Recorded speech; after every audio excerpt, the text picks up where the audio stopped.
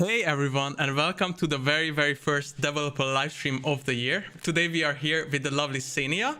Hey Xenia, how are you doing? Hello, hi, all, and thank you for coming for this stream. I'm Xenia. You probably should know me from previous streams when we were announcing an event, and I can imagine that people who recognize me already maybe freaking out like, oh no, not again, not event again, but we are going to talk about different things today. Exactly, and later on, two other people will also join us for the stream to explain some of the balance changes or bug fixes, etc. And I know a lot of you guys are missing Dennis, but unfortunately Dennis got ill, so we wish you the best, Dennis, and hope you will feel better very soon. And this is the first dev stream of the whole year. So I hope you guys all had a very happy new year, and it's good to see you back finally. And maybe Xenia can talk a bit about our last event, which obviously ended already, but we haven't had a chance to talk about it yet at all. Yes, so first of all, I would like to thank you for participation. That was a great event. I hope you all enjoyed, and I hope you earned rewards from this event. We're definitely looking forward to do something similar, and maybe soon, maybe like very soon, and definitely more events coming this year. And I hope you will like them, and I hope we can learn from previous event and just improve them all the time. But yes, winter event was over. That was a great time. Again, I hope you all enjoyed it. So yeah, see you for the next event, but don't leave right now. I'm still here.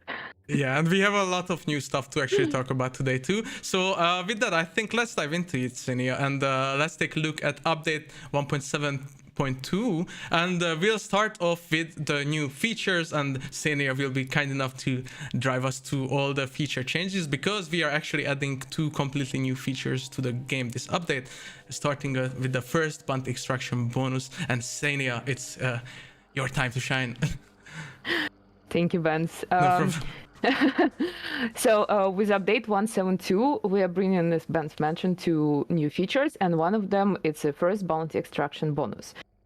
That means that every time when, for the first time of the day, you will be successfully extraction with the bounty from the bounty hunt, you will be rewarded with the following. Can you click? Yes, for all earned in this mission Hunter XP, you will get 15% of Hunter XP on top, and also plus 20% to earned in the mission Hunt dollars. You can do this with every hunter in your roster, but only once a day. So basically, if you have 10 hunters in your roster, you can pick every hunter, go to the mission, and if you successfully extracting with the bounty, you are getting this bonus. Yeah, that's really nice, actually. A lot of new hunt dollar. And it also applied to the new recruited hunter. So if you just recruited today, like this day when you are playing this hunter, you can also equip this hunter and go to the mission. And if you extract him with bounty, you will be granted this mentioned rewards. Okay, so does it only work if the player extracts with a bounty token in the hand, Xenia? Yes. That's to actually reward the main objective of the bounty hunt. So if you fulfill the main objective of the bounty hunt, you extract it with bounty, then you eligible to get this reward. Yes, and if you already did it with your all hunters in the roster, yes, you need to wait, because in 24 hours timer resets, and you can do it over again. Again, with all hunters that you have in the roster, hunter that you just recruit, and yeah, until you collect like all rewards for all your hunters. Yeah, that's super cool. Someone is asking if it applies to teams of 3. Well, it's for everyone on their own account, so it is on your hunter and not on your team. But if everyone is with a new hunter, then it applies to everyone basically in your team. We keep here a consistent rule. So if you, as a team, extracted with a bounty, that it's applied to the whole team. So yes. Exactly. And here are some images, just so you guys be able to see how it will look on the UI. So on the top left side of the screen, if you look, there will be these little markers, and maybe Sinia can just tell us what it shows. Wait. We didn't reach this point yet, but I can tell about this icons which represent the bounty, because it's first bounty extraction bonus. Like for example, first 3 hunters on this picture, Drew Donlon, Ronan, Monroe, already extracted with the bounty. So you can see the sign, and the hunter below didn't extract with bounty because this icon is not filled yet. So it will be marked. You can read the tooltip, what it means. Also, a hunter will be marked in the lobby if this hunter already extracted with the bounty and got the bonus, or didn't do this yet during this day. Exactly, and then if they do it, then it also shows on the top left. And I think I have to jump ahead a bit and then back to show the actual dots on the top. So don't look, guys. Okay, so there we go. So also this functionality contains another part. It's a daily stack. So if you're extracting at least once per day with one hunter, 5 days in a row with a bounty, you will get another reward. You will get additional 25 blood bonds on top for this. That means that if, like, imagine you're starting to play on Monday, you pick the hunter, extracted with bounty, you checked the counter. That counter that Ben's slightly spoiled before. That's okay. That's okay. Then you come in on Tuesday, you're picking up hunter, extracting with the bounty, you're checking mark for the second day. And if you're doing this 5 days in a row, you're getting this 25 blood bonds on top. But if you skip the day, if you didn't manage to extract with bounty this day, timer obviously reset. And you can do this, and you can start from the scratch again to fulfill this 5 days in a row. And also, after you completed this 5-day stack, you just need to wait when timer will reset. It will reset next day. This progression 5 days in a row will reset as well, and you will be able to start again to move towards this additional blood bonds reward. That sounds awesome. So this also applies to every hunter, right, Senia? Yes. So if they have 10 hunters that all did the 5 days in a row, then they get blood bond rewards for every of those. No. You're getting blood bond per hunter. Not per hunter, but per your account. Okay. So you can pick any hunter, and just if you extract once, then you are checking this mark that you fulfill the goal for this day. You can keep extracting with other hunters during this day, and you will keep getting this 15% of hunter XP and 20% of the hunt dollars on top. But to move towards the blood bonds reward, you need to, on the next day, extract at least one with one hunter. Okay, so basically the first day bonus is like they get the daily bonus for every hunter, but the stacking bonus is account-wide, not like per hunter, basically. Yes. So with any hunter, it doesn't matter. If you extract it once with any hunter, you check the mark for your stacking progress.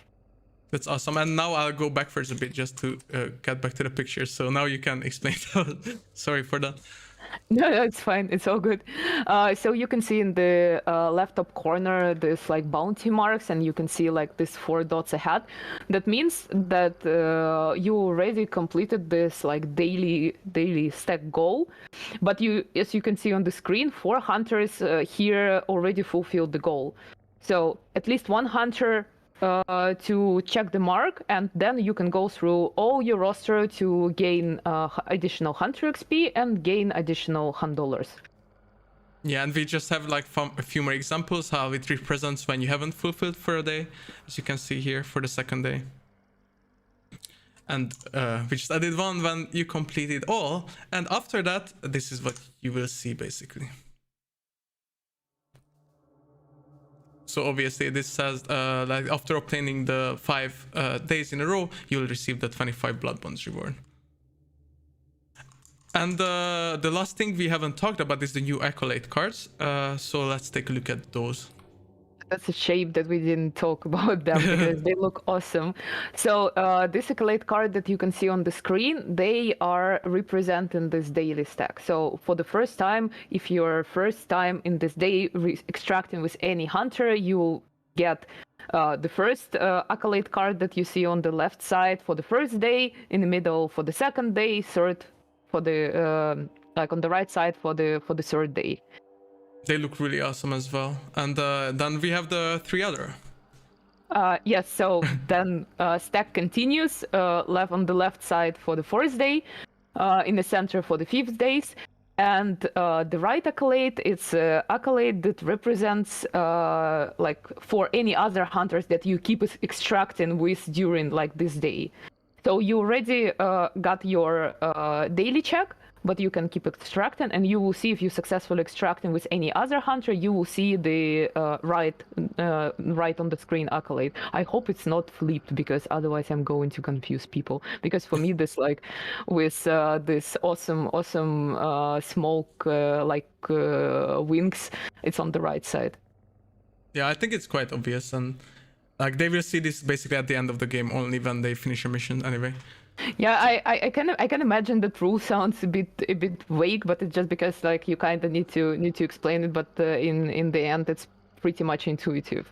That okay, here I am checking the mark, and then I'm just like keep extracting and collecting the hunter XP for specific hunters that I'm picking from the roster, and I keep collecting $100. All right. Sini, I've seen a good question. So someone asked, what happens if they like break the streak? Like there are 3 days and then they don't play for a week or something. As I mentioned before, if you're breaking the streak, then next day it just reset to the start, and you need to start collect again. So 5 consecutive days in a row. Bounty needs to be extracted at least once to get the reward. And the last question I think we should answer for now for this is someone asked if you have double bounties in the mission and then you only extract with one. Does it still count, or do you have to have both? Yes, it's a fact that you extracted with bounty. Yeah, so with any bounties, guys. I hope that's obvious now, and obviously if you have more questions later on, we'll also have to try to answer you. And obviously very soon you'll be able to test it out yourself as well, so you can see it in action.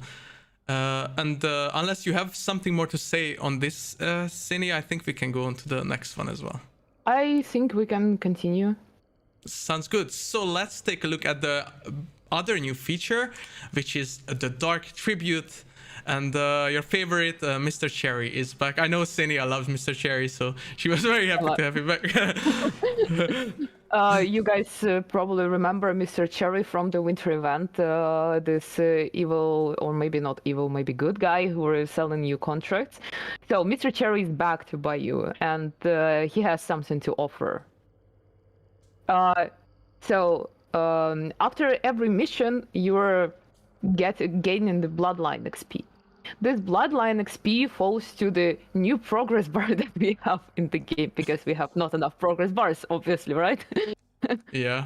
And after reaching certain thresholds, so collecting and accumulating certain amount of Bloodline XP, you will be able, please, yes, you will be able to offer your blood to the Mr. Cherry after you're accumulating 2,500 XP.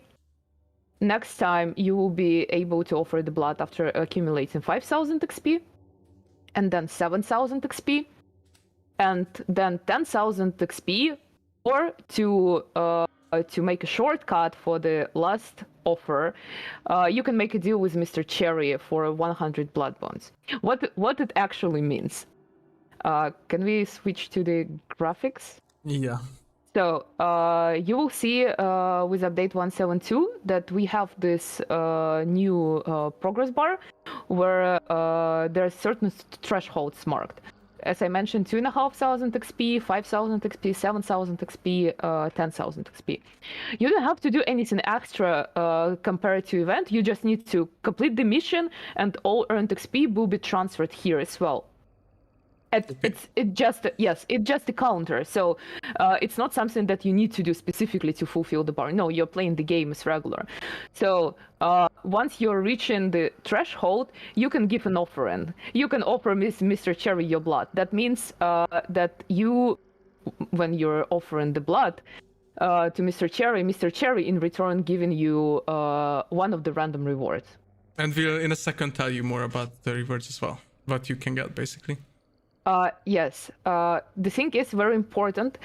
This bloodline XP is not taken from your progression or anywhere. No, it's just this progress bar is just a representation like how much XP you earned by playing. So, and after reaching 2,500, you can press the button and Mr. Cherry will grant you with a reward. After reaching 5,000 XP, you can press the button, Mr. Cherry will grant you with another reward, 7,000 the same, and 10,000 the same. Exactly. Here's an example with the 5,000, and I think with the 7,000 as well. And here it's very, very important part. So after reaching first 3 thresholds, so you already by playing accumulated 7,000 XP. But you can give it a try and still get 4th attempt to make a deal with Mr. Cherry. So you either can choose, or you keep playing and accumulating the XP to reach this threshold. So you can do exactly the same how you started and reached 2.5, 5, and 7,000. Or after you pass the threshold with 7,000, you can make a deal with Cherry, pay 100 blood bonds, and this last attempt will be available to you immediately.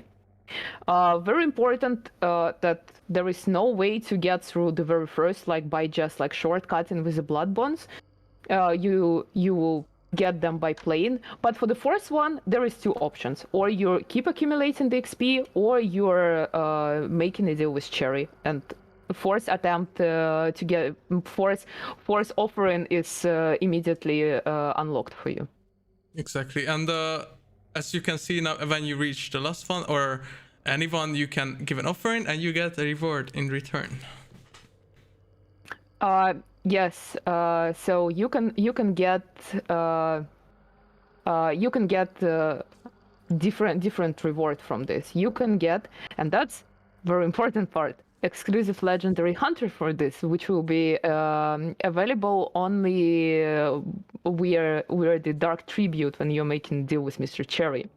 Or you can get any other legendary items or hunters, but please keep in mind that not DLC, not event exclusive skins, of course, but everything that we have for blood bonds in our in-game store. Also, you can get not legendary unlock, but legendary instance. So you can get 1 instance of the weapon with certain skin, legendary skin. You can also get bloodline XP. You can get upgrade points. If you will be rewarded with the upgrade points, they will be distributed to all your hunters in the roster. Also, that you sounds can really get nice, actually. Yeah, I mean, so it's better to equip your roster, right? Yeah. You also can get hunter slot. And equipment instances, which is like regular weapons and consumables, and of course $100 and blood bonds. Exactly, but just so everyone understands, because there has been a few questions, so after reaching any threshold, you can basically offer your blood and then you will be getting a reward. So basically you can unlock 4 rewards every day by just playing the game and getting the bloodline EXP. And when do these reset, Xenia? Yes, actually, we forgot to mention. So it's similar to first bounty extraction bonus. It resets also every 24 hours. So if you already completed the whole progress bar and unlocked all 4 thresholds, then yes, you need to wait and come next day, and you can start accumulate it from the scratch again. So yeah. if you are sorry, one thing, if you are playing and if you are like, I don't know, like playing very late or very early for some regions, and timer resets while you are playing, that progress also will be reset to the start. Yeah, just so we don't confuse people. So, like, it's not like if you earn more EXP and you offer your blood, then you get a better reward. But you can have a chance to get a reward at every single point. So, you just have 4 opportunities in a day to earn something. Yes, so that's very important point. Like, the chances to get a specific reward, they're exactly the same. Either you're offering the blood for at 2,500 XP, or you're doing this at 10,000 XP. But again, I want to clarify it because it was not 100% clear, I think. Like, some people might think that this XP is taken from the bloodline because you are given to Mr. Cherry. No, this progress bar is just an indicator for you to understand where you are on the way to get the reward. That's awesome. Yeah. No specific birdie points, smashing pumpkins or anything. Just play the game regularly. Check the screen with the dark tribute, and you can see where you are and where you are on the way to get your reward for playing. And maybe you will be lucky, and maybe you will get not just the legendary weapon or legendary hunter, but even exclusive legendary hunter. That's really awesome. We will show you in a second what the hunter is and how he looks like.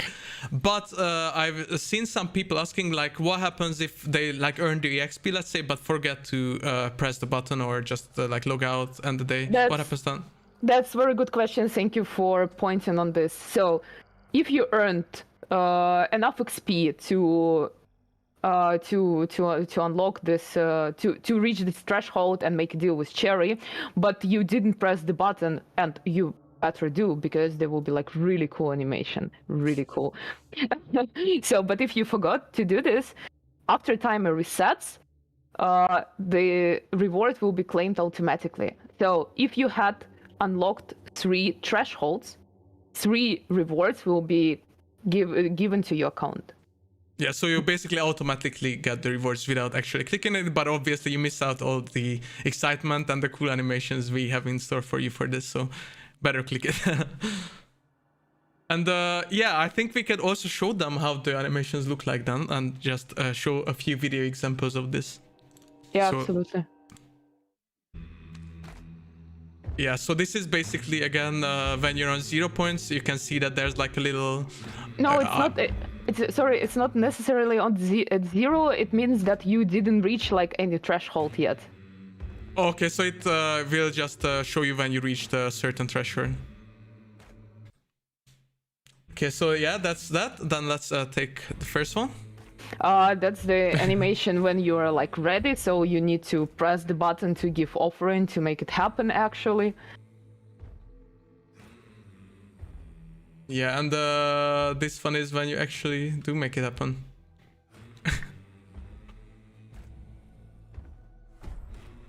And in this case, you got 2 upgrade points for all the hunters in your roster.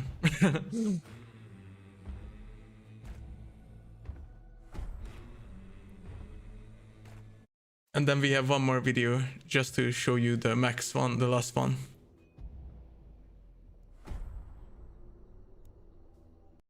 I think the animations are super cool for this and like the whole setting, so...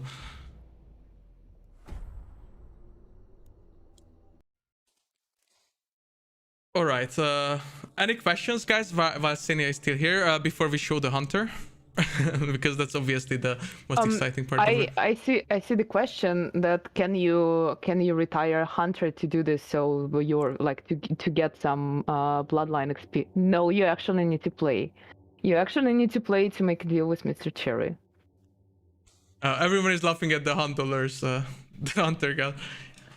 161, I mean, that's still a lot for, like, you can buy like a bunch of medkits, you know?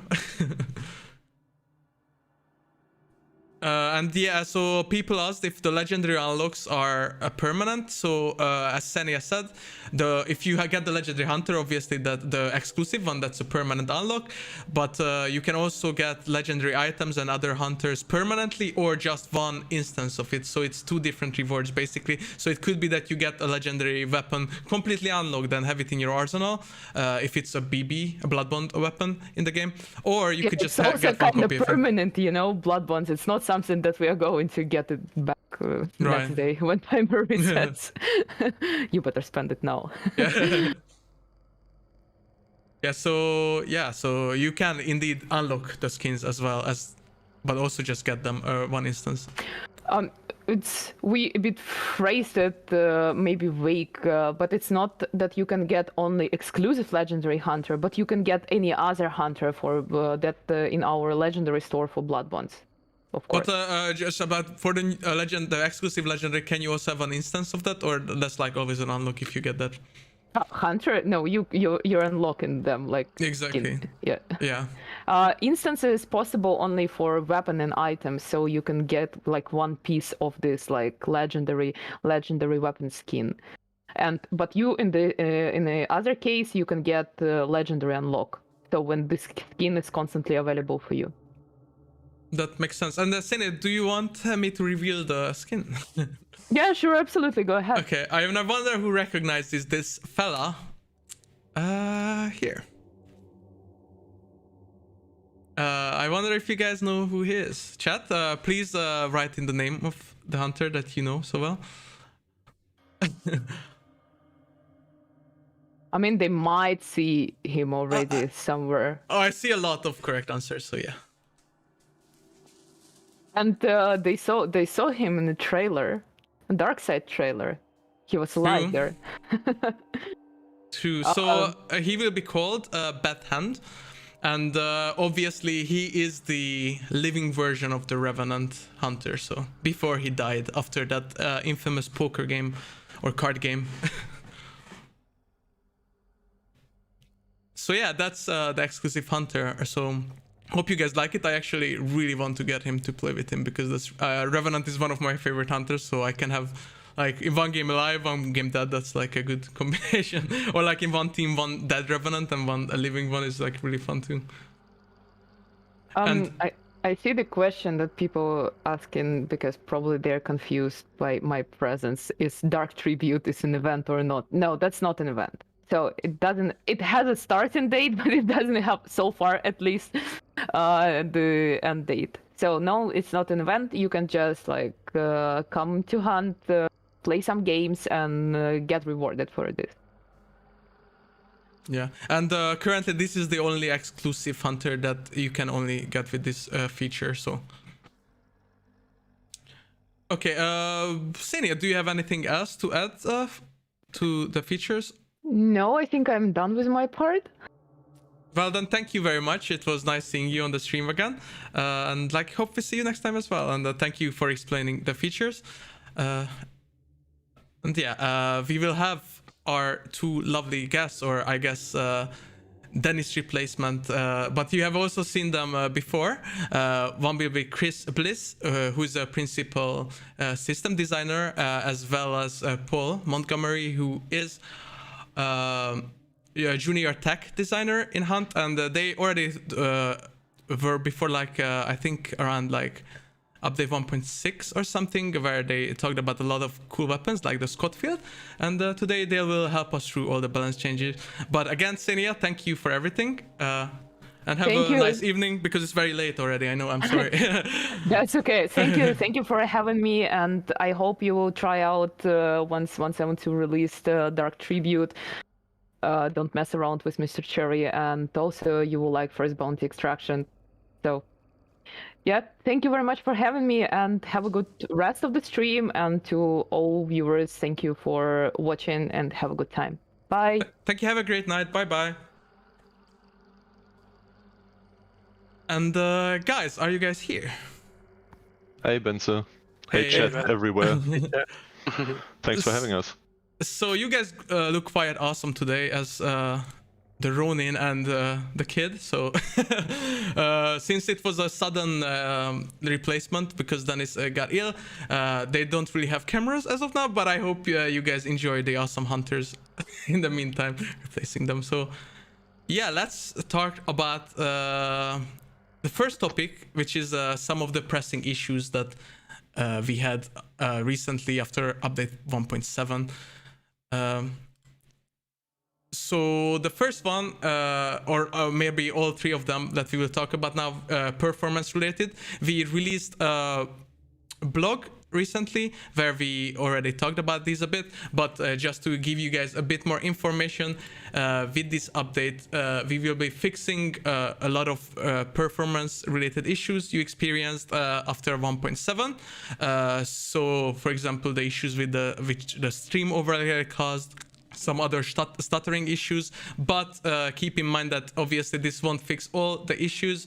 We are looking into ways to collect even more data to be able to solve all the other issues, but obviously thank you for all of you for sending in all your game logs, for those that helped us by doing some captures, so we could look into all the data regarding that. Thank you, that helped a lot, and there will be some tentative fixes in this update. Obviously, we will keep monitoring these issues, so please, as soon as the update is live, go on social media, Discord, let us know if your issues have been resolved, or if you're still facing issues, and we will try to further examine them.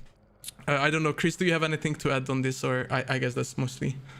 Yeah, just that performance improvements are always an ongoing topic, right? And everyone who commented on that and sent us stuff in, it was all under consideration. We had after 1.7, we even had a small tech team that focused on these most pressing issues, and we hope it's improved generally. I mean, we can never be sure, just keep reporting them, and we try to keep reacting. Exactly. So yeah, again, thanks everyone for helping us investigating. And the other issue, which some of you have faced and obviously probably know about, is the geometry rendering issue, which means when obviously compounds were not loading in for a few of you. So this issue we also have a tentative fix for in this update. Some issues just like this are very hard to track internally, because these issues may not even show on our machines or our internal testing, so it's a bit harder to tackle. But again, you guys helped with investigating these as well, and these should be fixed in the update. But obviously, if it still happens to you, reach out to us so we can see what is going on there. And the last bigger issue, which has been pretty frequently reported in the past month, is from console players mostly, and that's the texture loading issues. So some texture were very blurry, not sharp on legendary hunters or weapons. So this issue should also be resolved when the update hits live on consoles. But other than these issues, we obviously have a bunch of other fixes, and as usual, so please read the patch notes where you can learn about them, because obviously we always fix a bunch of issues. I think, Paul, maybe you had an issue you wanted to talk about, but to highlight, but I'm not sure. Maybe we can do that towards the end. It might be a better place for that one.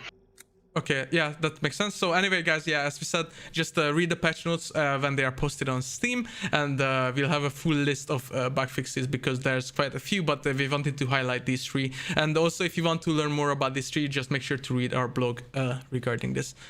And then after this point on, I will let the guys talk a bit more, because we will be talking about all the brand new equipment coming with this update, starting with the new weapon variants. So let's take a look at the Schofield Spitfire, and I think, Paul, you will probably take over here. Yeah, so as you can see, the first variant that we're coming out here with is the Schofield Spitfire, and it's added to the Schofield unlock line after the custom ammo. This version has an additional handle on the trigger guard underneath, as you can see by the picture, which makes it a lot easier to cock the hammer, which in turn makes the single fire rate of fire much faster. So when you shoot in ADS, for example, it'll be much faster than the base version. And if you shoot in shoulder fire without fanning, it will also be much faster. The important thing to note here is this doesn't affect the fanning speed. Fanning stays the same because you already use two hands for that anyway. So yeah, important thing there. It does also have, as you can see, it's a lot shorter, the barrel. you can call this like a snub barrel, which also makes the accuracy and increased recoil, just because the barrel isn't as long, so the spread is going to be more, and the barrel again is long, so we added a bit more recoil to make sense for that. And it also costs $108 for this one. And I think we have some videos, or a video at least. Exactly, and I'm showing it right now.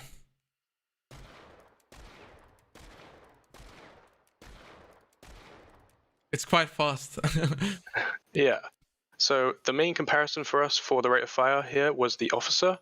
We like to think of this as almost a medium bullet officer. It's still slower than the officer in firing speed, but with some tweaking, we managed to get it so that in ADS, effectively, it's very similar in speed to the officer. And when we say effectively, we just mean that by the time the sight's aligned and you can shoot again on target, then that's kind of the effective time. Technically, it could be a bit faster if you just shot without caring about where their sights are, but usually we talk about the effective rate of fire as when the sights are aligned. And just to mention, it looks very cute too. In the playtests, we first aligned the rate of fire with the officer, but it didn't do much. We had to adjust the animation for you to realign your target over your sights to actually utilize the high rate of fire. So don't look only at the numbers. Play it in game and get a feel for it. Even if it's on paper stronger than the officer, it doesn't outclass the officer everywhere. Yeah. Also, one thing worth noting, it does also have one less bullet than the officer. Not a big difference, but one thing to keep in mind as well. And obviously, guys, make sure to try it, because you will be able to try it very soon as well. So just let us know how you feel about them as well in game. But obviously, that's not the only variant we have in store for you. We actually teased a few already if you pay attention to our social media channels, which you definitely should. And let's take a look at the second one, which is the stock field, I like to call it. But it's actually called the Scott Field Precision. So let's take a look. Yeah. So this one you've already seen a quick picture of, and again, there's another picture of it. This is much similar to the other precisions we also have.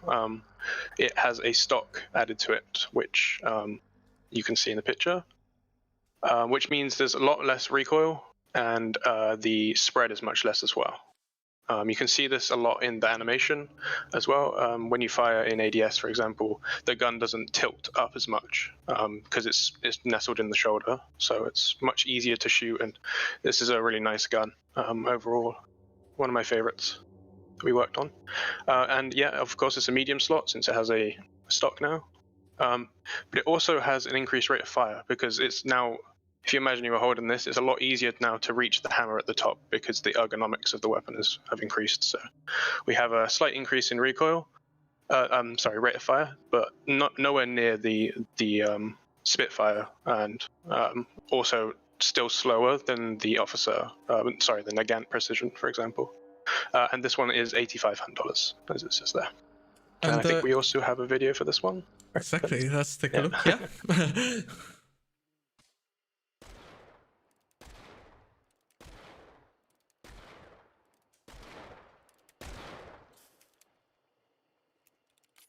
Looks quite neat too. I like how it looks. Yeah, I like the new pose that we have for in shoulder. Yeah, it looks different. Yeah.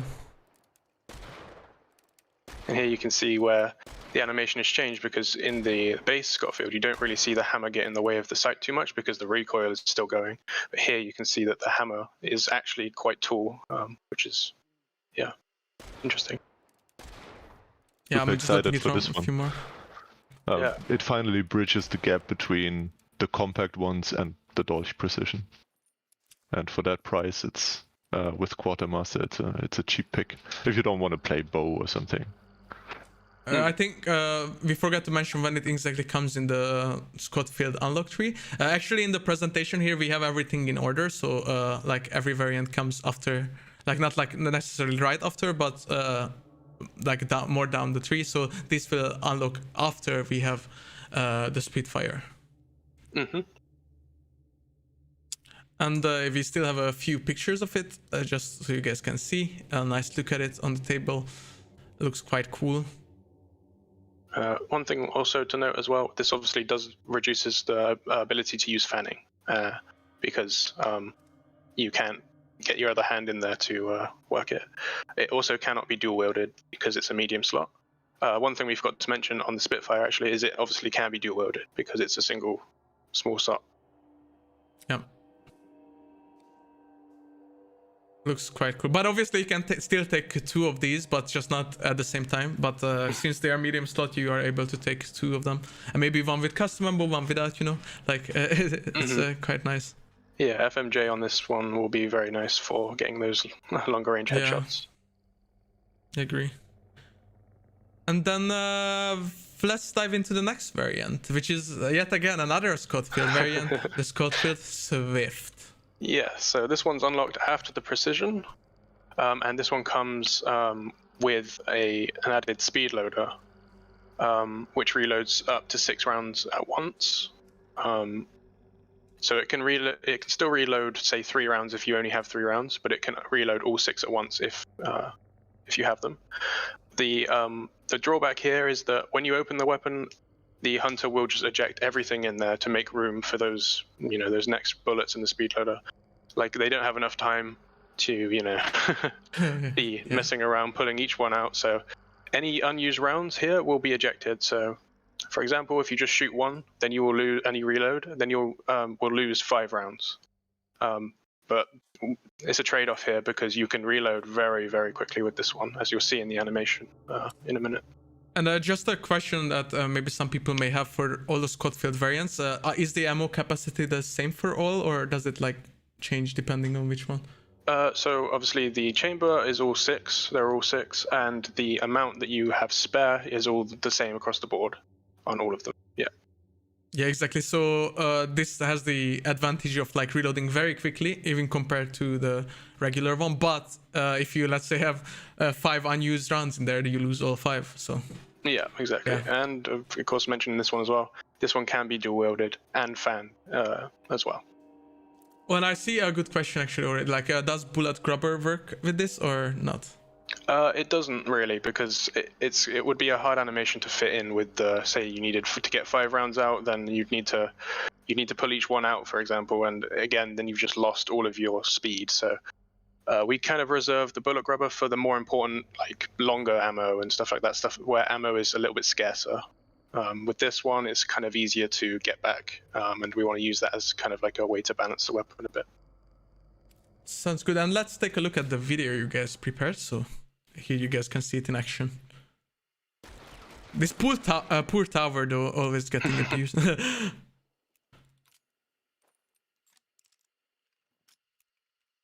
Oh, that was very satisfying. Yeah, see here you can see that there's 3, and they still just empty the whole chamber, reload.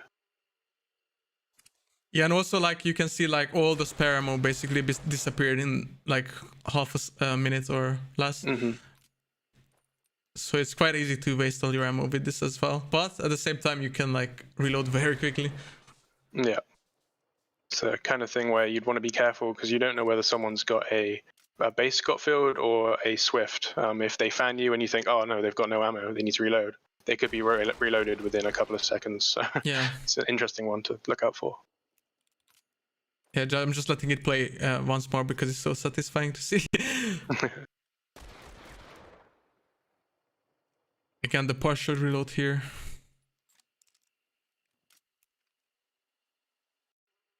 Awesome. Okay. That's really cool. I hope you guys will also enjoy playing with it, and we still have some images of it on the table with the cool speed loader. And I know that like we have seen requests for adding speed loaders into the game during the last years, obviously, when we read all the comments. So actually this is something I've seen quite often. So now you guys have it here. So I think it's really cool. Obviously we kind of had it on the Dolch and like for example on the Mosin, where you could quickly reload like a whole pack of ammunition, but this is kind of unique. I think so. It's really cool. And then let's take a look at one more weapon variant, which we also teased on some social channels, if you pay attention, and that is the Berthier Deadeye. Yeah, so this one I think a lot of people will like. It's not too different from many of the Deadeyes we already have, but on this weapon I think it works really well. And obviously this one is unlocked as part of the Berthier unlock line. And it also works with, of course, Deadeye Scope, Smith, and Steady Aim traits. And this one will cost $388. Sorry, just for a second, I saw a question still for the Swift. Meanwhile, I was reading chat. So someone asked, like, what happens if, let's say, you only have 5 spare ammo left? Then, Then how does it reload? Yeah. So the speed loader like device will only have 5 rounds in it, and then it'll only reload 5. Say you only have 1 round left, then there will only be 1 round in the speed loader device. We wanted to make sure that you could see how many rounds were going in. It was authentic. So you can still reload no matter what. It's just you'll only reload that many inside the speed loader. That's awesome. But so basically, you could technically lose ammunition if you have like 4 and you have 1 spare and you reload, then you go from 4 to 1. Yeah, exactly. Yeah. Nice. Yeah, so obviously for this one, we also have 2 videos this time. So let's take a look at the first one. Yeah, so the first one is without Scope Smith. Obviously, it brings you out. We've all seen these before, but just worth showing. Yeah, just once more, because like obviously it looks quite different than the regular Berthier. Yeah, and one thing to keep in mind here is that the Berthier, since it's a carbine, it's quite light at the front. So on the base version, the recoil was quite a lot, and we haven't really reduced or changed the recoil because nothing's changed there. So there's quite a bit of recoil here to deal with. But with the Scope Smith trait, as you'll see in the next video, it's much easier to reacquire your target shooting. Yeah, as soon as this is over, I'll put it in. And here with the traits. Yeah. That's really cool. And obviously you can keep ADSing that way.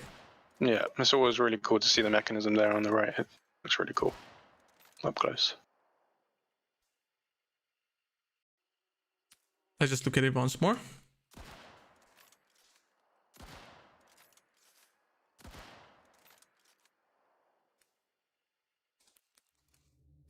Awesome. So that is, I believe, all the new weapon variants added in this update. And obviously, if you guys have more questions, we'll have a Q&A question at the end, and we are trying to monitor it during the stream as well. So if you have any questions, we'll try to answer it. For example, someone asked, how does the Deadeye reload compared to the normal Berthier? Because in the Berthier, you also use like the 3 bullets at a time mechanism. Yeah, so since it's side mounted on the left, it doesn't get in the way of any of the reload mechanics or ammo switching. That all works just as the same as the base version. So yeah. Okay, awesome. So basically, like everything works the same, but it's just an extra scope to use. Yeah, exactly. Cool. And yeah, so we have a few pictures of it, so you can see it up close. I think it's really nice looking.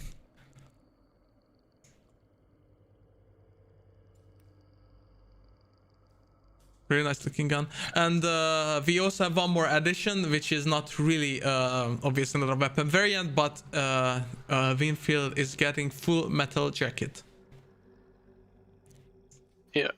So this one's a fairly simple one. It's just new custom ammo available for the Winfield and Winfield C variants. And it's FMJ, which obviously increases wall penetration. It also increases effective range. But it also reduces velocity, same as all of the other FMJs.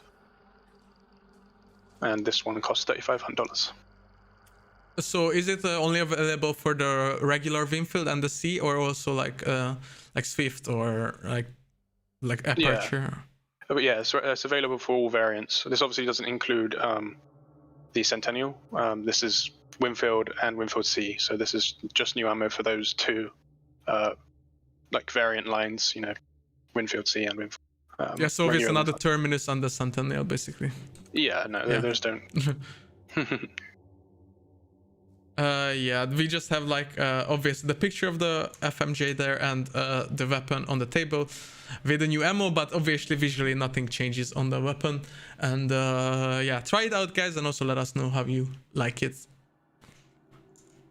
But with that being said, we arrived to the end of the new weapon variants, but we have a bunch of balance changes and other changes in store for you. So yeah, let's start with the friendly fire changes. So maybe Chris, if you want to talk about Yes, I can. So we took a look at the friendly fire modifiers we have when you receive damage, and we figured that it doesn't effectively do much in the game right now because most of the explosives deal so much damage that it's most of the time it's just a matter of maybe 1 meter where you would survive versus where you would not survive. And in addition, there's certain issues on consoles with, for example, the explosive crossbow, which is using explosive ammo, which applied the friendly fire modifier. And we figured if there's one problem in that area and all the other areas are not really affected by this modifier, we might as well remove it. So for everyone, it shouldn't really make much of a difference. Especially if you run Bulwark, for example, you would still survive red barrels.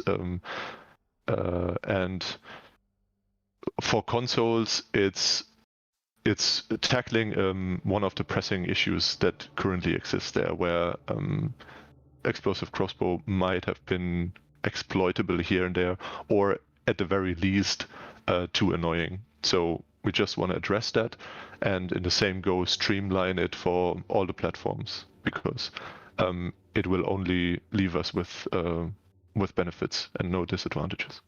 Right. To be fair, when like you were sitting on a dynamite stick from your teammate, it didn't matter very much because you exploded. So for the small one, it mattered more, but for the mediums and big bundles, like effectively no difference. You would die anyway. Exactly. But I mean, it's a bit more dangerous now, so be careful. Keep your teammates alive, guys. But I think it's a nice change. This also includes yourself. It does say there, but just to confirm, it's not just your friends, it's also yourself. You will now take the same amount of damage as enemies would take from your own explosive. Yeah, that's awesome. So that's for the friendly fire changes, and then let's dive into the gameplay changes we have. Starting with a very, very hot topic. I've already seen you guys in chat talking about it quite a lot, so I think you will like some of the changes here. So yeah, yes, we are going to talk about dual wielding. Yeah, exactly. It's a very hot topic right now, but we want to make sure that we address issues that the community identifies by themselves, but we also want to make sure that we don't nerf anything instantly into the ground, right? Because keep in mind, dual wielding has a place in the game and has also a place where it is supposed to outperform other weapons, which is pretty much like a little bit shorter than what we call medium range, right? On short range, you will be outclassed by shotguns. On long range, obviously by rifles. The problem with dual wielding is it performs slightly too well in certain situations. For example, in ambush situations where at a certain range you were not running and gunning or in an active fight, but you were sitting somewhere waiting for a player to pass. And dual wielding was giving you a strong benefit there because you could crouch with increased accuracy and have a very high chance to hit the first shot, and then you would only need to hit 1 or 2 follow-up shots, and it was a highly effective ambush. So we're tackling both of these issues. If you continue here, the recoil is increased now, which means that technically you can keep up the same rate of fire, but effectively you should control your fire. It's similar to what we did with the Dolch, where we say if you have the timing in you, right? You can potentially unlock the power of these weapons, but it's not as easy anymore. And the second change is this applies also for fanning and levering, just to be consistent. You won't gain an accuracy bonus when you crouch anymore. So it doesn't matter if you stand or crouch. I think we even have a comparison video for both of these changes. You should be in a one against one, or doesn't matter how many parties are involved, but you should be in a fight already to utilize dual wielding, right? It's not as effective like ambushing people anymore.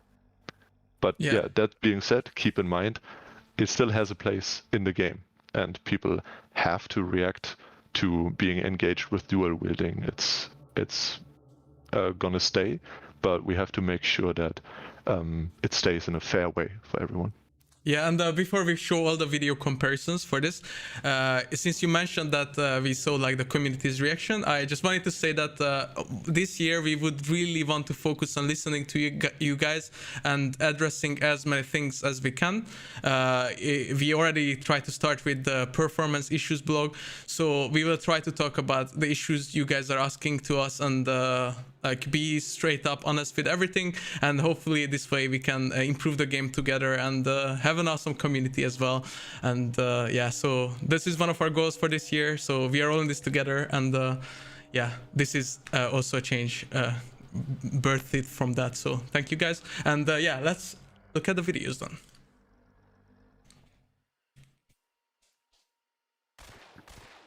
Just a small disclaimer, since it was captured on two vastly different machines, the FOV is different. So keep that in mind when you look at where the bullets hit. And just make sure to test it in game. Like the difference that you feel while shooting it is different. Like the recoil demands way more control of you now. I mean, in the video you can say that it's actually quite significant now. Really nice. But obviously we have more example videos. Let's just go to the second one. This is one using iron sight.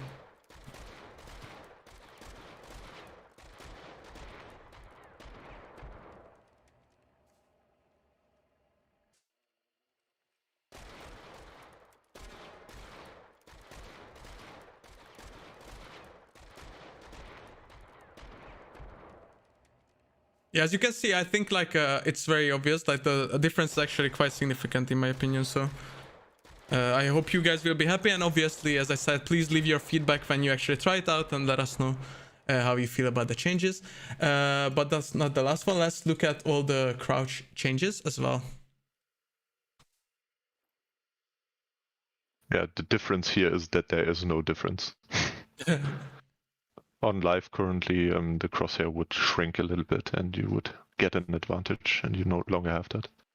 Yeah, and we will have like as you can see, it's the same for AD. I think it just doesn't shrink anymore.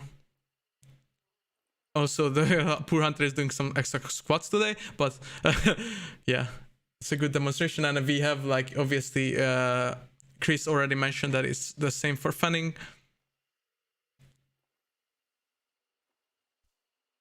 I just wanted to add as well, there isn't an increased recoil on levering and fanning. The recoil increase is only on dual wield, whereas the crouch change is on both. Right. And then obviously levering is the Ross. And again, as Paul just clarified, it's only for the crouch changes affecting fanning and levering, but the recoil is for dual wielding only.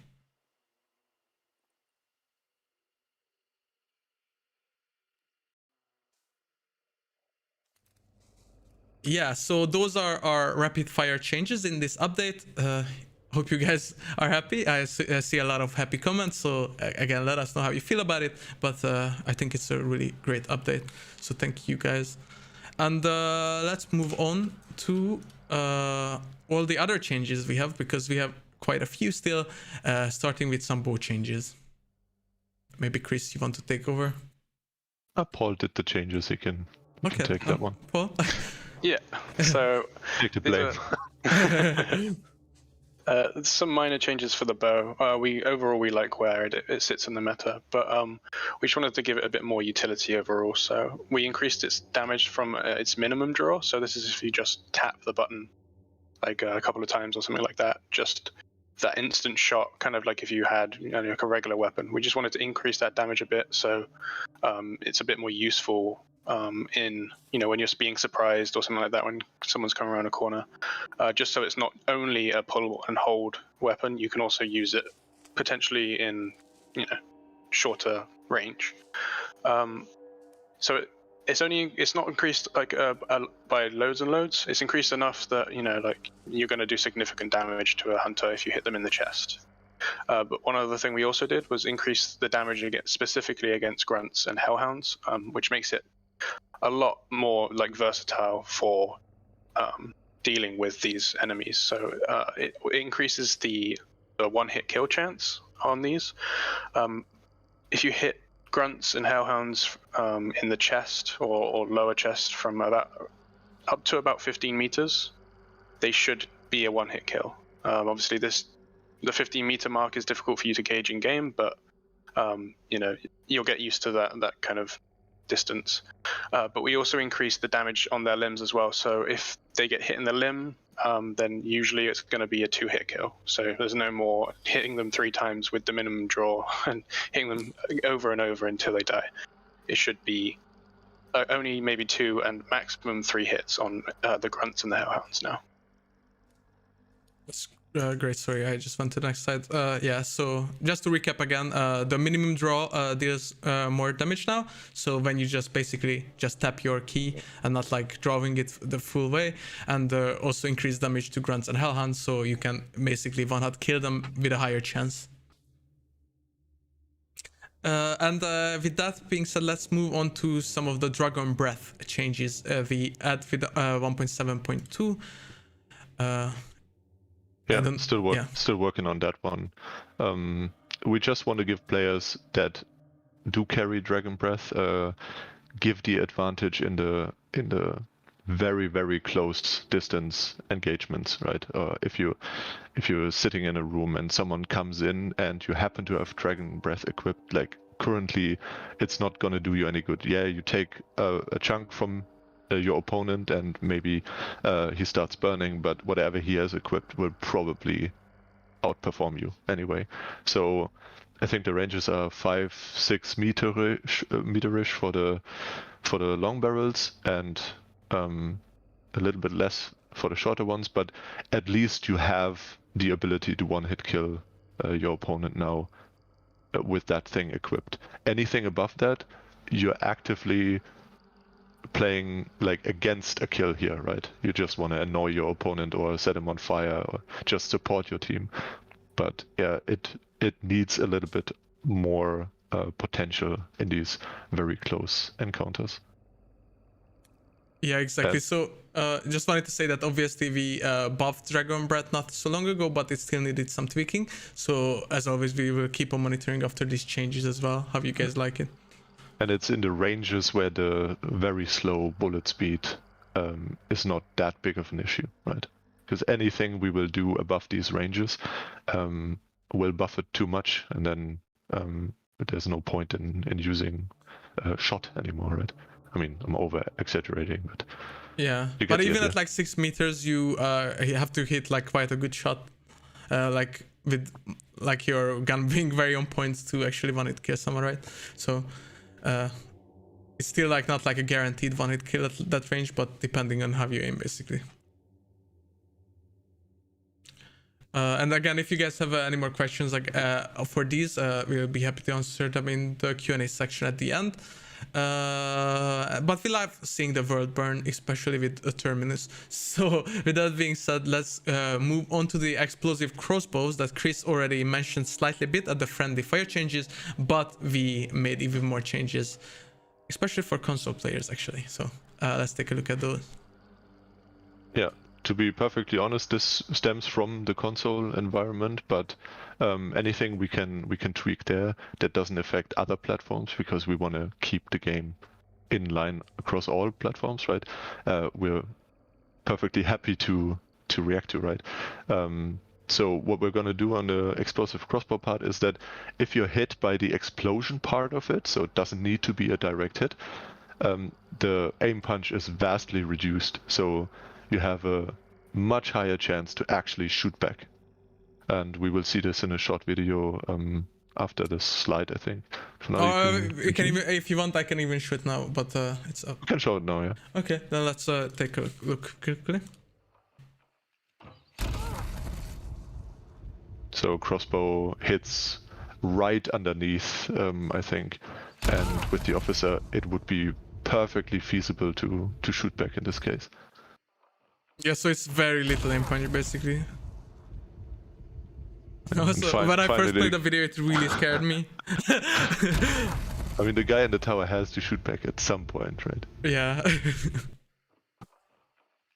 Just once more.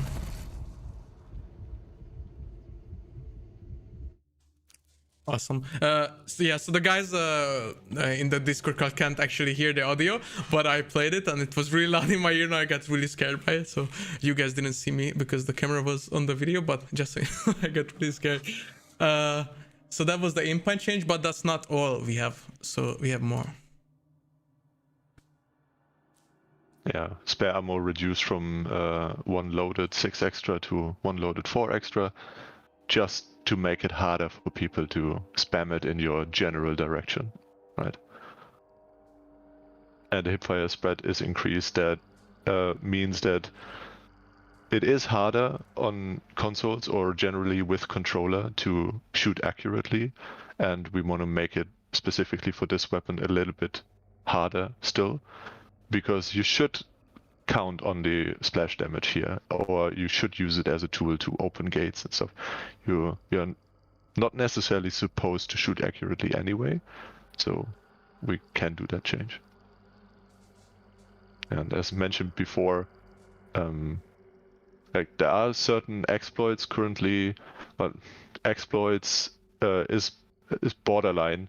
It's just a tactic that shouldn't be as effective, like where you utilize the friendly fire multiplier to deal just way more damage to your opponent, although you're in the same situation, like you have the same distance to an explosive, but you take significantly less damage just because of a arbitrary modifier.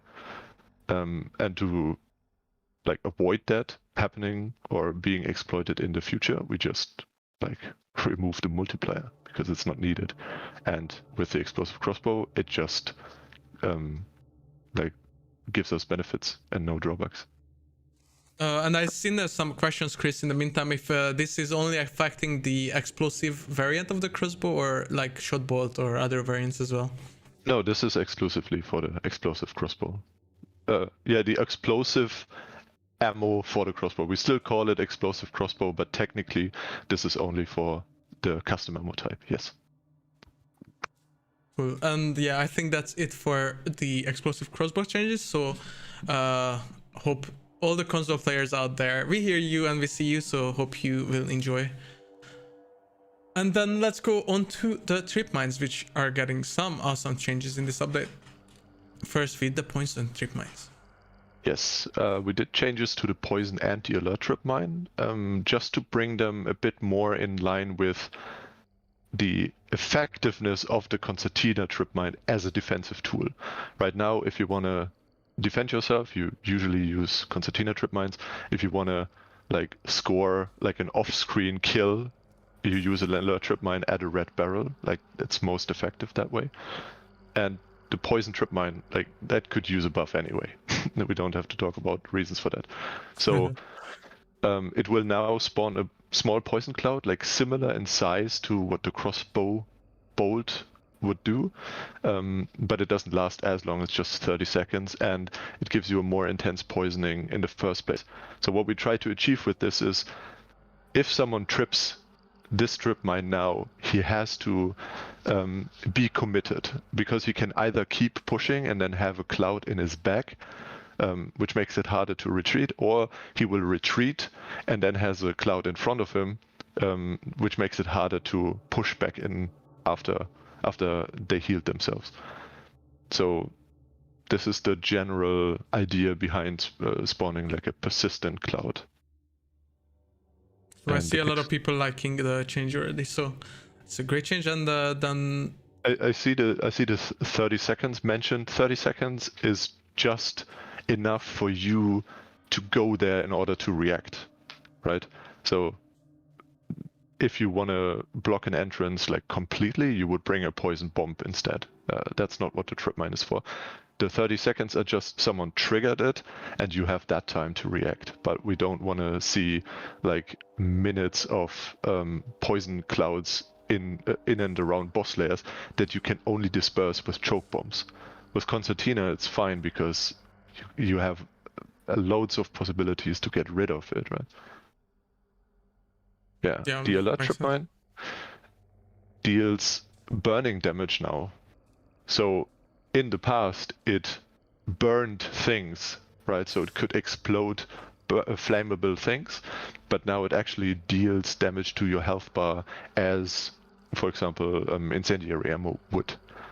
And one trip mine will deal, I think, 10, exactly 10, and from 11 on, you would start burning. So if you put two close next to each other, hunters will start burning if they trip them. And we also have a video for that. But quickly before, yeah, they can no longer trigger in water, which is also kind of an exploit fix, Yeah. where you could have fun with certain throwables in combination with that. That should no longer work. Awesome. And then, yeah, you mentioned the video. Let's take a look at how it looks.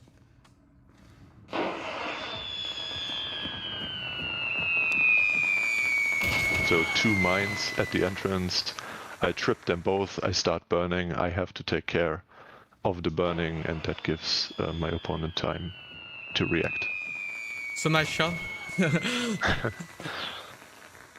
So, and before everyone like starts typing comments, or they probably did already, we were able to do these changes, or these more drastic changes now, because we recently buffed Vigilant, right? There is a good counter against these tactics. So just make sure that you are aware of your environment before you push, before you breach, and there are tools for that. And everything should be fine if you do. Awesome. And similar to the trip mine change, at least in category, I mean, not in the change is completely different, but we have some changes to the decoys, guys, and I think these are actually quite interesting changes, so let's take a look. Yeah, we wanted to do this one for a long time, and we got around doing it. Like, we're talking about the normal decoys, the metal pieces you can throw, not the blank fire decoys or anything. They will now play a footstep sound when they land. And this sound depends on the surface you hit. So if you throw it in mud, it's a mud step. If you throw it on a roof, it's a metal step. And it's as loud as an opponent's metal footstep would be in that situation. So with the throw range they have, this can be highly effective in situations where a blank fire decoy might not make too much sense, right? Because everyone knows there's a fight and everyone knows what weapon the opponent has. Like if I throw a blank fire decoy, it sounds like a Winfield, and I know he's sitting in there with a shotgun, right? No one's gonna fool me. But if you can fake the position of yourself, like up to, I don't know how far you can affect it if you throw them from a higher position or so, up to like 20-25 meters, maybe even further. In these kind of stalemate situations where everyone's sneaking, that's where they will come into play. Yeah, it has so many like outplay potential, so much outplay potential to like trick people. I think it's like great. It's just like, I mean, obviously you can also trick your teammates with it, so that's the other. Yeah, and for them to be actively, like, no, not actively usable, like effective, the equipping, unequipping, and throwing is also less audible. So you can still fool your opponent when you actually equip it and then throw it, because with most items you would hear the throw already. Mm-hmm. So we adjusted that even without Whispersmith. That's probably worth mentioning. Yeah, so basically, yeah, just equipping Arquicken and throwing is like less audible now, so it's harder to tell. Awesome. I see guys saying that a lot of memes are incoming with this. Well, we are looking forward to those. We love those. So we want to see some cool decoy plays. And I think the last change we have, at least for the stream, because I believe if you guys check out the patches, maybe we have like a few extra things, but we have some changes to the horses as the audio traps horse we are talking about. This one was technically found by the community in multiple areas, like multiple streamers found it. Like I saw forum posts always mentioning like that horses aren't effective anymore as in the past. So we took a look at that and actually found a bug that wasn't tracked by us yet, because it's really hard to notice in game, because when you walk up to a horse, it's very loud for you, but if you are far away from the horse and you don't hear anything, like you're not missing it, you're not thinking, oh, I should have heard a horse, right? Because like you can't hear it, you don't miss what you don't know exists. So there was this bug that it was only technically audible up to 80 meters, which sounds a lot, but with a lot of noise around you, footstep sounds, grunts and stuff, technically you didn't hear horses over very long distances. Like think about when was the last time you heard a horse with which you could identify an enemy team, right? Usually it's birds or dogs or chickens, but not the horses. So we brought this in line with the other animal attractors, so they are audible again over almost the same distances as the dogs. Technically it's the same range, but as said, you perceive sounds differently, right? The dogs, for example, they bark for way longer than the horse. So it's still a little bit harder to identify, okay, this is a horse that I'm hearing, but you will hear a lot more of these now, and you will hopefully trigger fewer of them, because they're not just a redundant obstacle in your way anymore, right? You have to be careful, which should be fine because we have so many tools to tackle this now, right? We have throwing knives and throwing axes and silenced Vetterli, right? So it shouldn't be a problem. We just want to make sure that people are aware that they give away your position again, which they didn't in the past. And in the same go, we also increased the time they need to de-escalate, right? So they escalate as quickly as before, but once they are alerted, they stay in that state for a bit longer. So we actually give people in the distance the chance to notice the sounds. So just make sure that you take care of your horses again. Wow, poor horses. Small balancing change in that regard. It shouldn't matter where you hit the horse with the throwing axe anymore. So if you hit it, it should kill it, which is a convenience feature pretty much. And then we have this issue that when you hit a horse with a sticking projectile, as we call it, and that projectile is close to the ground already, the dying animation of that horse pushes the projectile underneath the terrain where you can't pick it up anymore. That was what caused this issue. So what we did now is when the horse dies, it instantly ejects the sticking projectiles, which should reduce this happening. It's not the final fix we want to deploy, but for now it should be good enough, because you only have 2 of those. You shouldn't lose one every second horse, right? Yeah. And it's worth mentioning in that go, we're also working on similar fixes for the grunts. So we are aware of the issues that sticking projectiles can go missing, and we're doing our best to find them again. Yeah, and this is actually like a pretty big change in general. It may not sound like one, but like it will affect the game a lot, to be honest, because obviously you will be able to hear players easier now, or like you will have a new source to hear enemy teams further away. So you may actually notice in game that, hey, oh, now I hear a horse sound, and I can actually identify where the enemy team is heading. So it's actually quite a big change. So I'm excited for everyone to try it out and let us know how they like it. In the play sessions after this fix, we realized what we were missing. We didn't know. Suddenly you hear, if you're really quiet, you can hear the horse in Blanchard Graves while sitting in Lock Bay Docks. Technically, if there's no other noise, right? That's possible again, and Yeah, that's gonna really be cool. like a whole new feeling. Yeah, some new audio traps to learn and remember how they sound. So I think it's really cool.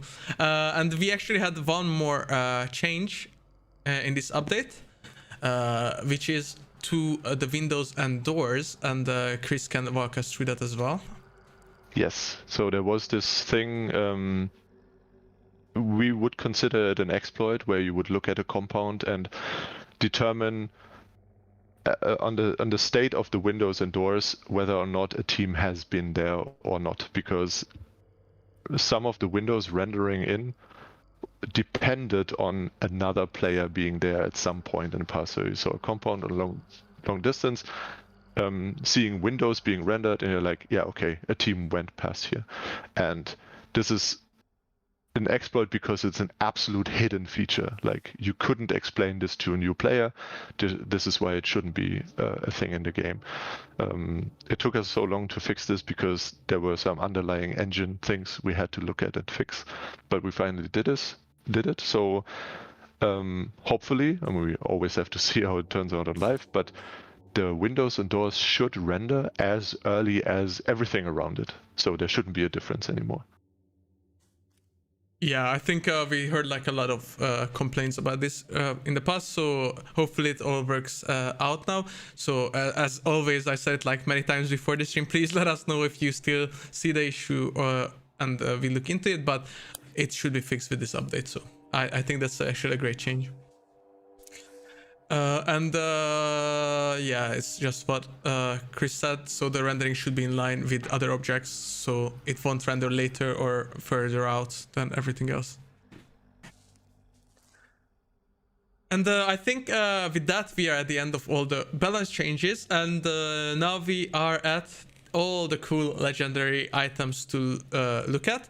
Sadly, we won't have any awesome videos from our creative services team either, because a lot of people are ill, and also our community management team has been ill for, I mean, not everyone, but everyone got ill in different times. So sadly, we couldn't provide the videos, but we still have the awesome images for each. So let's just look at what is coming in this update in the Bloodbond category. So all the skins will be for Bloodbond, but we are looking at right now, starting with a new flare pistol called the Death's Beacon, which will cost 400 Bloodbonds.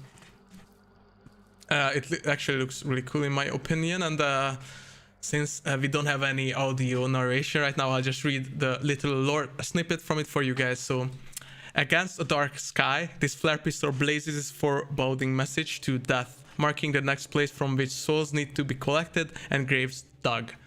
So, yeah, sounds quite creepy, and in my opinion, looks really cool for a flare pistol. So it is coming in this update.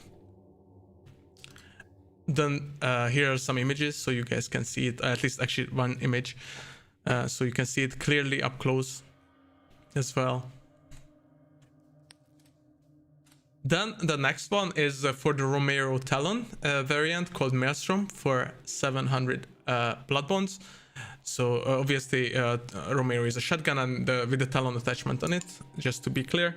And let's read what it says for the lore. So get caught in the Maelstrom and you will be crushed in the stream of its current, Sailor's Curse and Hunter's Dream, a tide of devastating shots.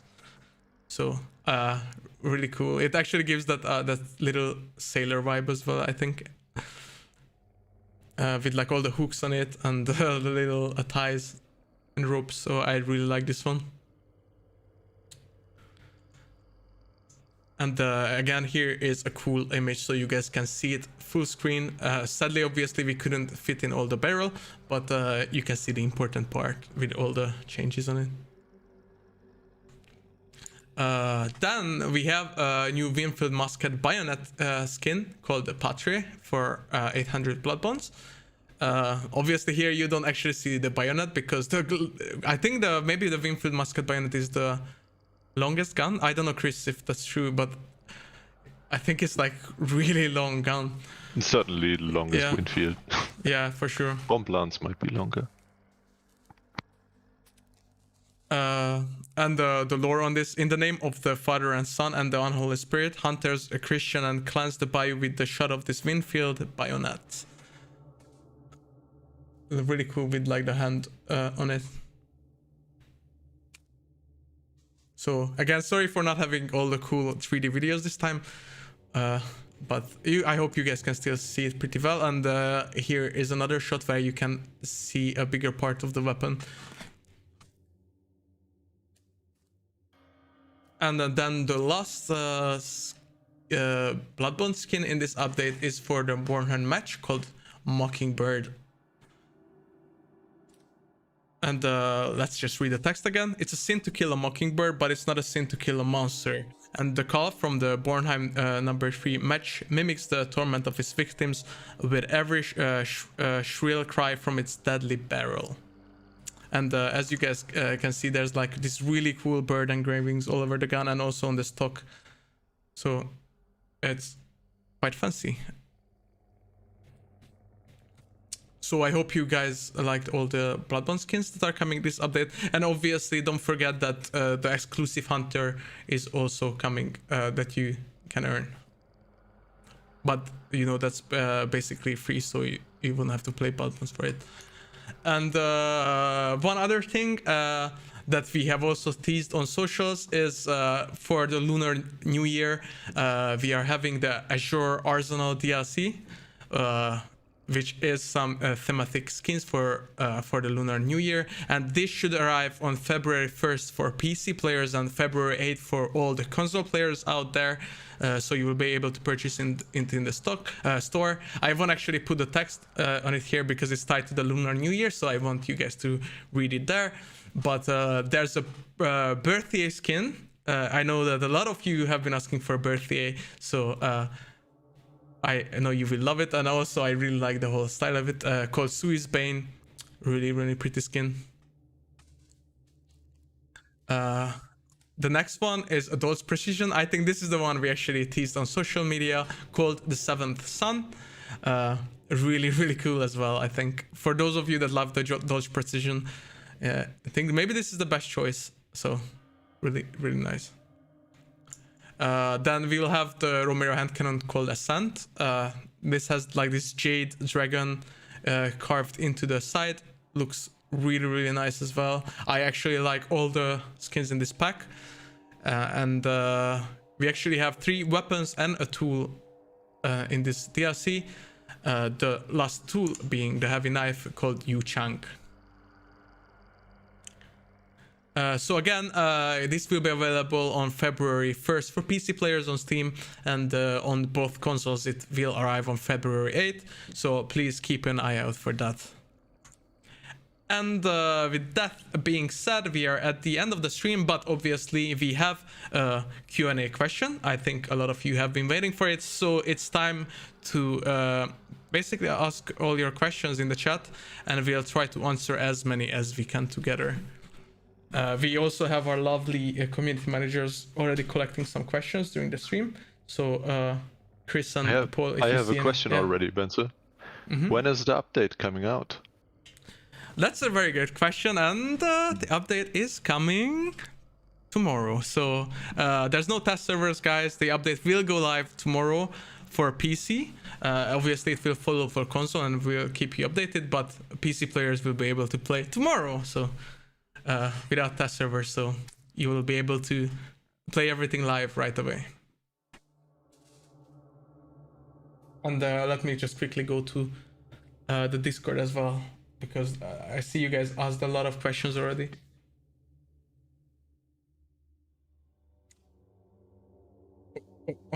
Okay, so there have been a few questions regarding the first feature.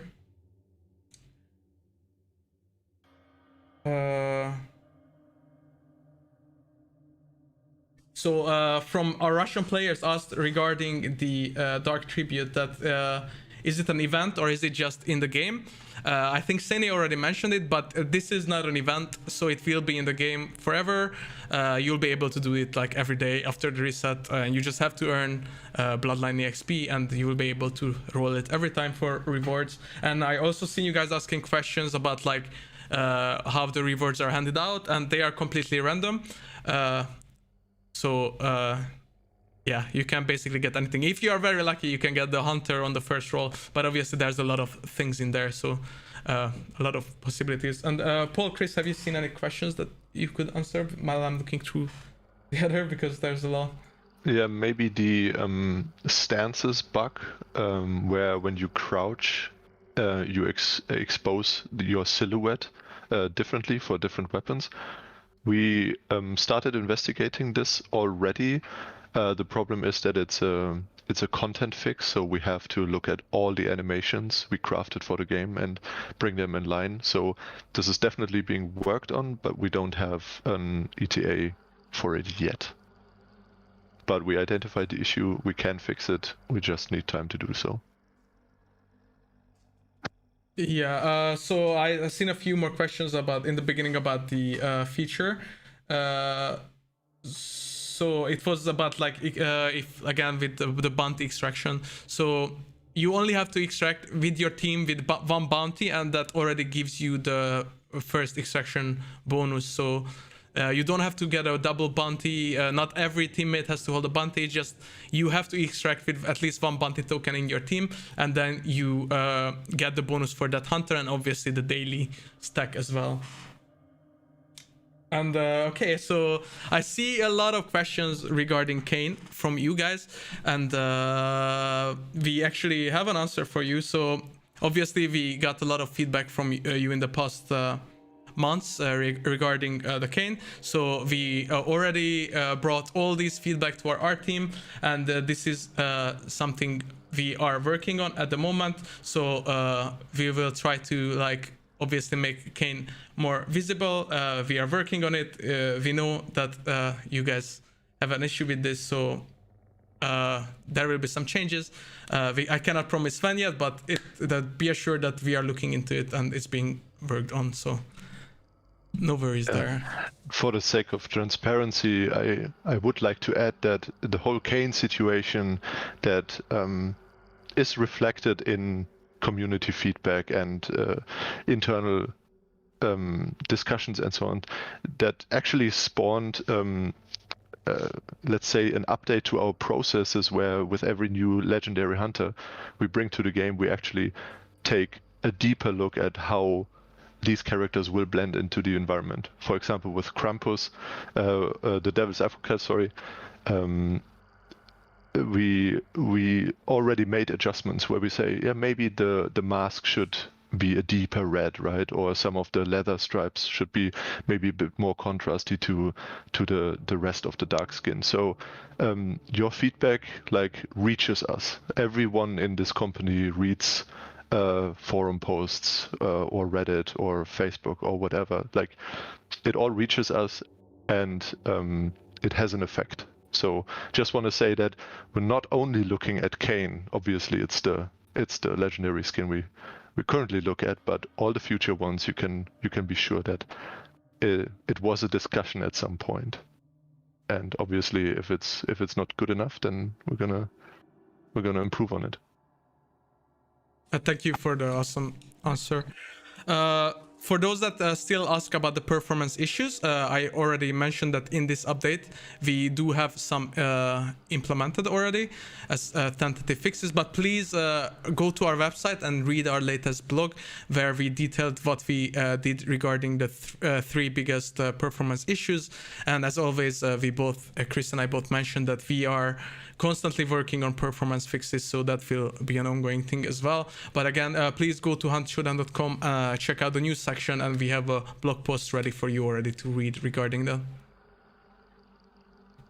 I see questions regarding the roadmap. That's actually also a great question. So we don't currently have a roadmap on our website anymore, but we decided on a different way to communicate with you guys, and we'll have the first version of that very soon, probably in February, where we'll have a blog and video with it, where we'll discuss the upcoming changes in the future.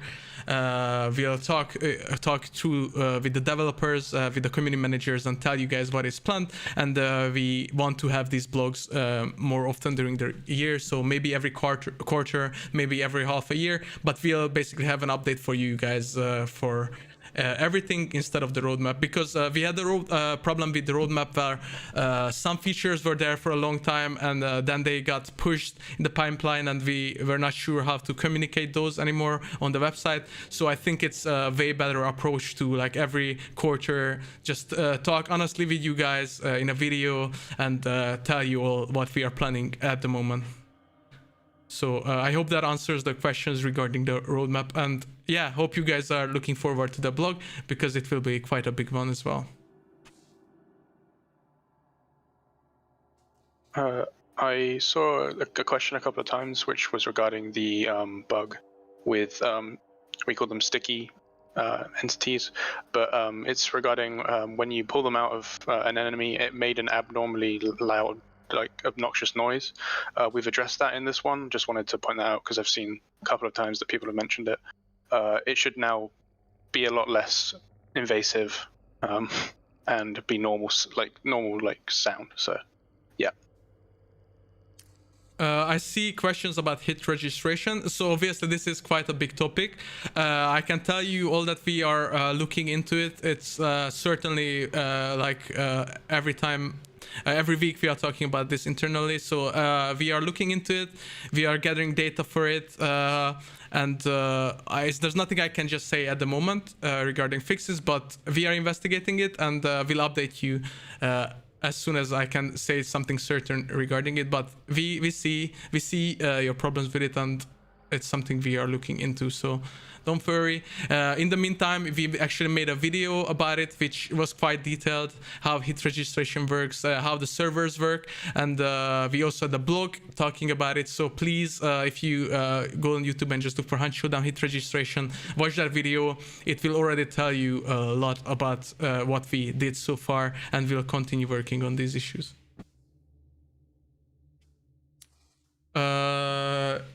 So for those asking for the exact time of the update, we can't give you an exact time just yet, other than tomorrow for PC players. But obviously, please keep an eye out on Steam and social channels. We will announce as soon as the servers are going down for the update.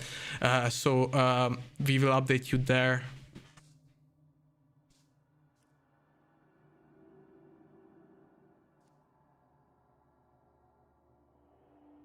So reading chat is just a lot of questions. So I see people asking about DLSS. I don't know if Chris, if you have anything to say about that. I better not. Like, I'm not too deep in the discussion, but I know there is one. But that's all I can say. Like, yeah, I wouldn't expect it anytime soon, but I might be wrong. I don't know. Yeah, that's a fair answer. Yeah, that's why I asked. So it's a very technical question.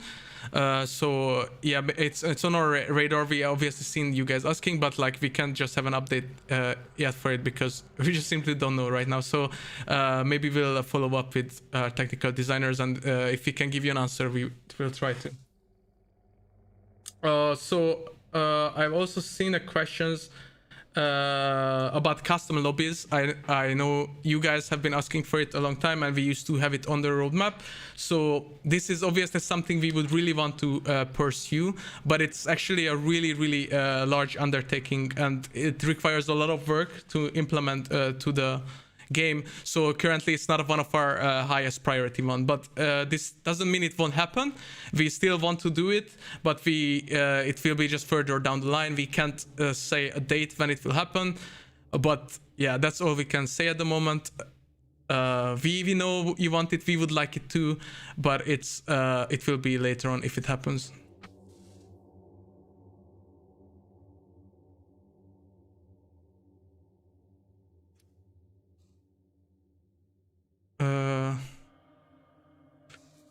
so many questions. Snow map that we have already talked about. Currently, we don't have plans for it, just because it would be like a time of day most likely, and it would change just so many things in the game that we just can't do it. The same for rain, basically. Like it would change all the audio and everything like that. So those are not currently possible, but you know, maybe later down the line. It's not like we wouldn't want them to.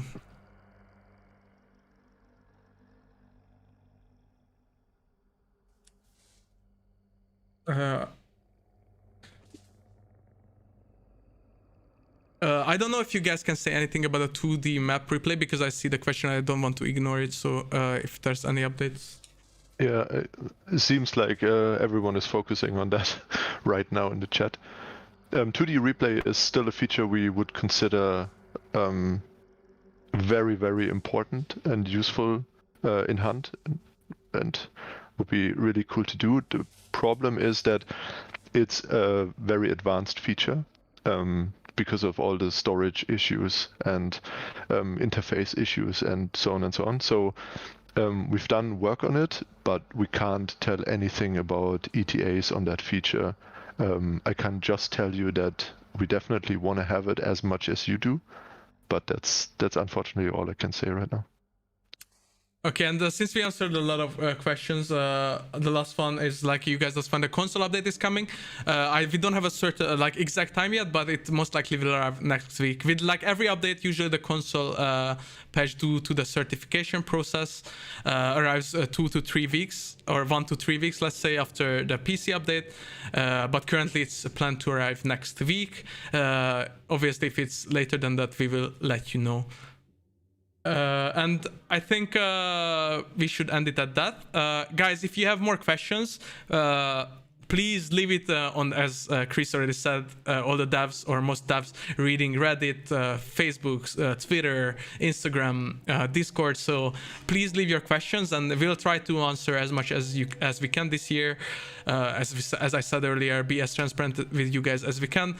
But I think we answered a bunch, and it's very late already because we actually had to delay the stream 2 hours too. So to let Chris and Paul finally go to sleep and rest, I think we should end it here for tonight.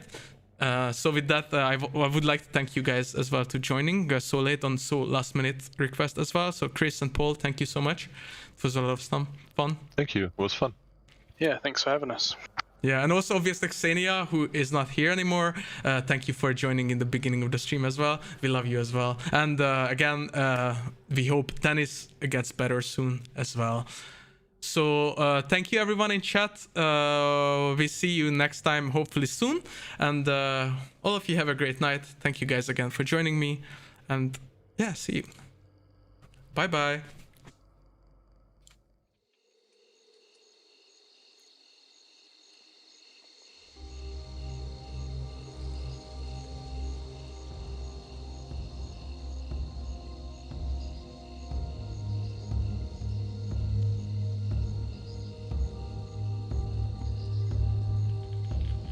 Dried her tears these 4 years gone, on my grave the setting sun.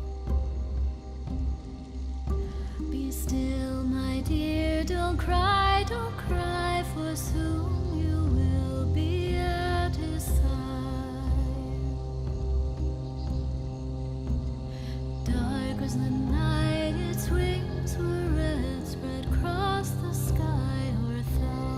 Dead. Be still, my dear, don't cry, for soon